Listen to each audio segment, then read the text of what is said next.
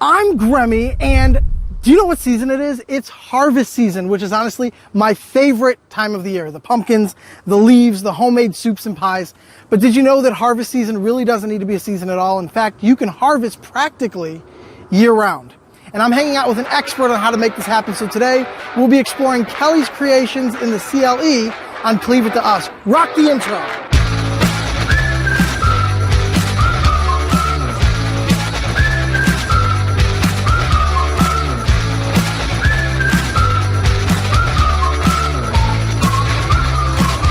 Watching Leave It to Us. So I'm so excited today at this gorgeous garden. You don't always see gardens like this in the front and back of houses.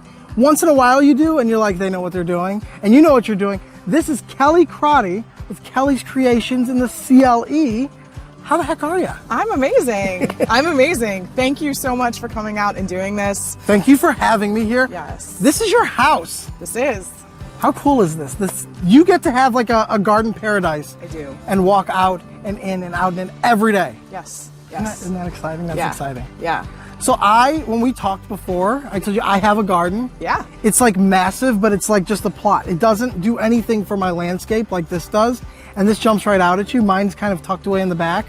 But I grow some things to make some homemade dishes. Yeah. You do as well. And it's not just for food. You've got really, what's this called? I know it's a cool name. This is Wicked Witch Wicked Witch. Coleus. It's perfect for October, right? I pretty much grow it because of the name. Yeah. I love Coleus. It's one of my favorite plants. Yeah. They're always happy. They just always perform. Yeah. So when did you realize that your destiny was in the dirt? Were you like in school to be an accountant, and then someone brought you like a banging homemade salad, and you're like, you know what? This is gonna be me. I love to tell this because I never really have that like aha moment. Okay. I'm also not that kid. I wasn't that kid that had some like amazing grandparents' garden. As a matter of fact, there's a quote on my website that my mom says, Kelly never loved gardening as a kid. She would like make me go water the 4 tomato plants we had, and I hated it. It all started basically out of a love of having my own place. So I had a duplex that I rented in Lakewood, and I grew some herbs. That's the best way to start gardening. Did some herbs in a pot, like on the balcony. Yeah. And then when I moved here into my house, gosh, I've been here for, I think it's 14 years now. It all just kind of started from there. I am all self-taught. I did go to business school, so that kind of helps. But as far as the gardening aspect, it's all me. It's become my passion for just being in nature. I live in the city of Cleveland. I am in the Cam's Corners neighborhood. Yes, you are. But this is proof in the pudding that you can still have a beautiful garden, yes, even when you're in an urban environment. Yes. And you can be a part of nature, even if you're in the city. And that's something that's missing so much in the world. I say this a lot. We're like the fungus of the earth, but the earth will provide for us. But we put up walls and roads and streets, and so we stop the healing process. Yeah. Does it make you happy to just go out in your garden with no shoes or socks on and let the earth sort of transfer that energy to you? Yeah. It's healing, right? Yeah, that's what I love to do. It is known as grounding. There's a great word for it. There's a word for it. But it's because it makes you feel grounded. It makes you feel one with the planet. Connects you to Mother Earth. Yes. So that's part of when a lot of my clients find me. That's also what they're looking for, that reconnection back. There are studies that have shown literally digging in the dirt. It doesn't mean you need to be moving dirt every day, but just getting your hands into some soil, it releases microbiomes that release that good chemical feeling in our body, because we're not all that far removed as a society from when our great-great-grandparents or whatnot were farmers. Yeah. We're, out there doing everything. And we have gotten so far away from that, as you said, but it's really easy to come back. It's so easy to come back. And you made it not just easy, but gorgeous, by the way. Yeah. Just out front, there's plants that are fun to look at and practical to eat. We've got tomatoes everywhere. I like the trellis. Yeah. So the arch is one of my signature kind of aspects of my gardens. Yes. Is to provide support systems that, as you said, make it beautiful. Yes. But also serve it a purpose. Yes. I have so many people that are like, well, I had a tomato cage. I'm like, throw those tomato cages out. You need something big, strong, and supportive for your Yes, tomato plants. and I'm not a professional like you, but I do have certain things that I grow every year because I make homemade sauces and soups and stuff. But I learned a lot about different plants that complement each other. So you want to plant this plant with that plant. So tomatoes and cucumbers and basil work well together, and they taste well. They taste good together as well. Yes. So that's good. So some of these are still sort of becoming ripe. Yeah. But this one, like this one right here, is ripe, right? Yeah. So can I take this off the Absolutely. vine? There's nothing better than a fresh, homegrown produce straight from out of your garden, and I'm going to eat it and tell you it's going to be better. I already know. Not only is it better, it's way sweeter than I expected it to be. Right off the vine. You know when you get your produce in the store, it's got wax on it? Yeah. Yeah. It was flash frozen for the process of all of that. Now, you told me that you weren't a huge tomato eater. I'm not. But you grow so many. I grow So you know because what they're this so means? pretty. Do you know what this means? When you harvest and just have so many extra tomatoes, we can get back together and I'll make sauce and then I'll drop off sauce because Yeah. it tastes better in the sauce anyway. Yeah. So we've all heard that food tastes better when it comes from your own garden. I just had the tomato and it was proof of that. Let's walk over here and see some of this stuff, but I want you to tell me some of your favorite dishes that you make using food that you grow right here in your front and backyard and your side yard. Yeah. Do you have a favorite dish?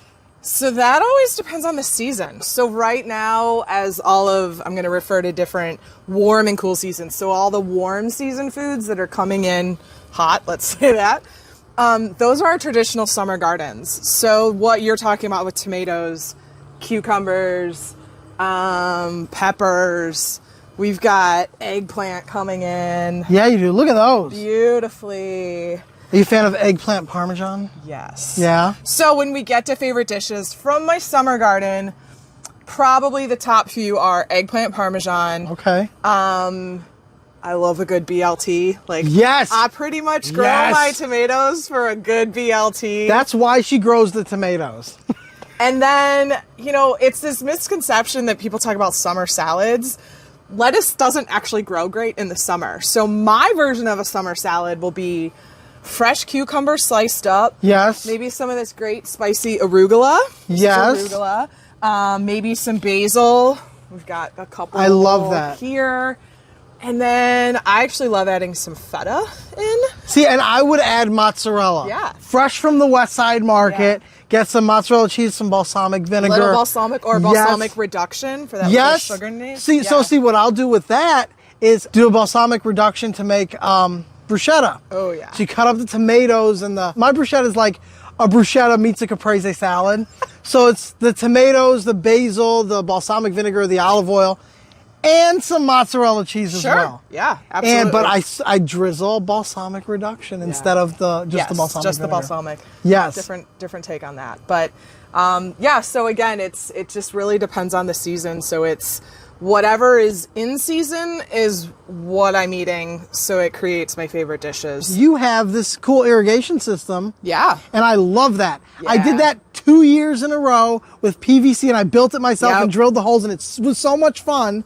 But then I didn't maintain it, so it cracked and I didn't drain it. Yeah, irrigation is key for all of my gardens, for all of my clients. We want all of our plants to stay hydrated. Yes, they need, because these are not something that you're going to go out and find. I have a lot of native flowers and whatnot, but these are not plants you're going to find if you go down in the valley. Right. These are made for us to eat. So you do need to treat them differently than something that might be in your landscaping as well. Yes. Now, is this from last year? That is from my pear tree. That's a little crazy. When I pruned my pear tree, so kind of like upcycling. You pointed at it, and now I'm seeing all the pears. Yeah. Oh my gosh. Yes. I don't do much with it. They're huge, though. Yeah. My neighbor has a pear tree, and his pears aren't this big. Yeah. And let me tell you, my neighbor's got a pear. Look at that. I'll make they're not really good for eating, but I'll make pear sauce or like a dessert out of them. Yeah, or like a jam. Yeah. This is tatsoi. Then we've got another lettuce variety, a couple lettuce varieties here. So these are all smaller plants that I'm planting in right now for my cool season fall garden. Then So they'll do their this thing. is where I get into the extreme of You could be bringing a fresh salad to your Thanksgiving dinner That you just that I just harvested that morning. That morning. Yeah. So warm season, amazing, great. But cool season, as I referred to, the springtime and the fall, is really where I shine, my gardens shine, and I kind of knock it out of the woods with people going, what? I'm on goal this year to harvest 11 months out of the year. If we don't get a really early... And that's what I was going to ask. Yeah. Just a second ago, we were talking about how Cleveland's weather is like a roller coaster ride of meteorological emotions. And people like myself garden for 3-4 months out of the year. Yeah. And then that's it. And I rip it out and it turns crazy. And then like, I start over. Weeds growing. Right. I start over in the spring. Yeah. But you don't need to do that. You can harvest necessarily. 11 months out of the year. Yeah, if you learn to garden with the seasons, it's kind of like my tagline. You can really learn what families, so what food, what crop families, plant families grow in which season. You can smell the seasons changing, and smells are also a big part of gardening. Yes. And sage is like the OG of aromatherapy, right? So you make your own smudge sticks, right? I do. I did. Throughout the year, will harvest my sage to make homemade smudge sticks. And now I know that you do this, so I have a new supplier for my smudge sticks. Exactly. And yeah, it's super easy to make. You can just clip some off, and then you tightly wind it up just with like some jute or some twine. Yep. And then I let this then dry out in my basement for about 2 weeks. So smells and tastes of fall. Yes. Right? Sage, and we're talking about ginger. Now you have ginger growing, but not up front. In the back. In the back. Can we see the back? Absolutely. We're going to go see the back. Let's go see the back.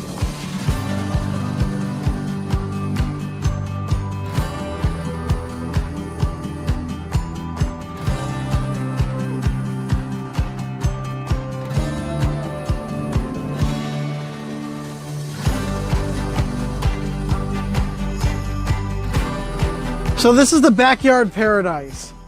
It's just as nice back here. This is like very relaxing. Yeah. And you have shade and light. Yes.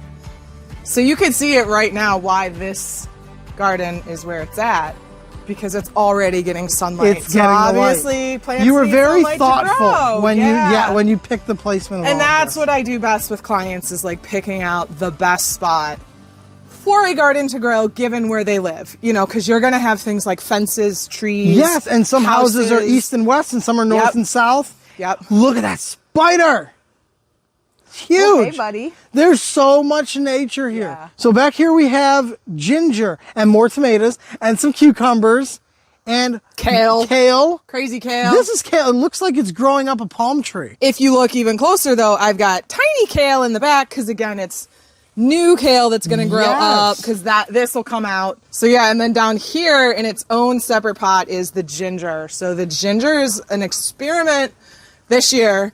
I've never grown it. Dill? That is dill. Dill with the ginger. Dill with the ginger. I let things do what they want to. Do what they want. The dill reseeded itself. I love dill. It's one of my favorite herbs. While we're enjoying the gorgeous backyard, that's like a Zen getaway. Let's burn some sage. All right, so let's smudge it up. Right here. I love to do this. So the intent of either burning this or when you make your own, you really do want to set your intention for it. So if you're making these, you want to set the intention of what you want this sage to do. And speaking of, you can always add in extra herbs. I will add in rosemary, lavender. Yes. So these are actually elderberry cultivators, so they're meant to be like columnar. Elderberry comes in several different colors. Elderberry leaves are actually really great in bundles as well to burn. All different herbs, and I could do juniper as well. They all have their own like energetic property to them and sort of the purpose that they do. Something burning definitely smells different. And you can tell, especially if you're used to what the herbs are. Yeah. Everything smells different when it's burning. When I burn So you can, like in the neighborhood, when someone's burning leaves. Yes. As opposed to a bonfire. Yes. As opposed to a rubber tire. And I could smell the difference too, like when I burn one that's sage and rosemary compared to sage and lavender. I can definitely smell the difference. Now, lavender's good to get you tired, right? Lavender is very calming. Very calming. Very calming. I love lavender. Yeah. Burn some lavender, drink some wine, go to sleep. Oh, it just got real. It smells so fall-y back here. Yeah. So whether you're doing this inside your house, your car, your workplace, if they let you. I work in my house in my car. So yeah. And yes, it does work outside. I am outside. Again, if you treat your plants, house plants, outdoor plants, whatever, with love and positivity, they and good respond energy, to that. They respond to it. So that's also been proven. I saw it on Mythbusters. Did you see that? Like playing music and whatnot. So yes, I basically, again, setting that intention, like, thank you for providing me what I want you to provide. Yes. So is it, do I hear them? No. But you can feel them. But you can and feel they're them. reacting the way And you then are asking them to react. You can taste them. Yes. So again, that tomato was phenomenal. You don't understand. If you had taste-o-vision, you could taste I think that you need tomato. to do that one. I think it's calling your name. It's calling my name? Yeah. You don't have to tell me twice. Oh, and it was just so ready. It was so Look at this. Come, I'm going to come close to you so you can see this. This is shiny. It's not wax. This is real. And it's bigger. Yes. Okay. Different variety. Different variety. That's what a tomato's supposed to do. Yes. Yeah. Oh, it's so good. Oh my gosh. I'm not going to waste the seeds either. That is a man who enjoys his tomatoes. I love tomatoes. Yeah. I love tomatoes cooked. I love tomatoes raw. One of the reasons I love doing Cleave It to Us and exploring Cleveland and all the amazing things that are here in the greatest location in the nation is that it's not work. When you love what you do, it's not work. And you love what you do. I do. And I love what you do. Thank you. And I love what I do. I know. It's a great match. I know. So we want everyone to know how to find you online. I know you have a website. Yeah. Tell us your website. It is the company's name, so I kind of joke. I don't love my company name. Kelly's Creations in the CLE.com. It's so impersonal. But we're going to put it on the screen so everyone can see. Yeah, it's long, but I've been in business for almost 7 years now. I will be going into my 7th year next year. Congrats. So by that point, Lucky I'm number like, 7. We're just not going to change anything. I like the name. So I do too. It's long, but that's all right. But then again, Cleveland is long. So we're blaming it on Cleveland, right? We will blame it on Cleveland. Right. So that's the website, social media, Instagram and Facebook, same thing, at Kelly's Creations in the CLE. Okay. Best way for people to work with me, everyone starts with a consultation. So I'm not a landscaper or anything. I don't come out and do free consults or free estimates. No, my time is valuable. Your time is valuable. Yeah. I want to make the most out of it. So if you are interested in growing more food, learning how to grow food, expanding what you have, or even maybe you've got a tired landscape, you're like, I would love to do more native, but you don't know where to start. Or I've got a lot of people post-COVID that are like, so I tried this gardening thing and it kind of did good and now it's not doing so great and now I need come your in and help. fix it, right? Yeah. So you book a consultation with me. But you can do that. Yeah. And then we figure out sort of the best laid plan for it. So whether it's a DIY option all the way up into full turnkey installations, which take that whole headache out of everything. You just say, this is what I want. We decide what's best for you, where it should go. So if you have like a pool at your house and you don't want to maintain it, you have a company that comes out to do that. She's the equivalent, but for something way more amazing. Yeah. That you can enjoy all year round, unlike a pool in your yard that you're lucky if you get 10 swims in it. Clevelanders have pools. I don't know why every Clevelander doesn't have a garden. You really can garden a lot more months out of the year than what we typically think of. So I also do a lot of different workshops and events. Yes. So always watch my social media. And you can find that on your social medias? Yeah. Okay. You're going to want to tune back in next week, because next week we're doing something that has nothing to do with gardening unless you grow your own cacao. So we're going to be at Mally's Chocolate next week, and Huh. Do You are like not a chocolate? Cleveland. You are not a Clevelander if you don't love Mally's chocolate. You're not. And if you didn't sell them in your school, everyone sold did. Mally's chocolate I bars. did. What's your favorite Mally's chocolate bar? Just straight up traditional. Really? Just Pretzel's straight up. my favorite. Pretzels definitely. I love the sweet. I'm gonna. salty I want to combination. know if that's like their best seller. I feel like it is. It's always the one that I sold out of first. Yeah. And I know they have a new candy that they're coming out with, and I can't wait to try that. It's chocolate. They're like little clusters, and it's chocolate with caramel and pretzels. But they're in the little clusters. like a little turtle. Kind Like of a thing. little turtle. I can't Yeah. wait. So you could have a fresh garden ready meal that's healthy for you, And then you throw could it throw all out away. the window. Because and you eat a bunch earned of it. chocolate. Because you Because earned it. Yes. I support that. Hey, balance, life 100%. balance. It's not balanced. So you got to tune in for that. And as always, remember the next time you want to know, What to do, where to go, what to see. check out the show and Leave it to us.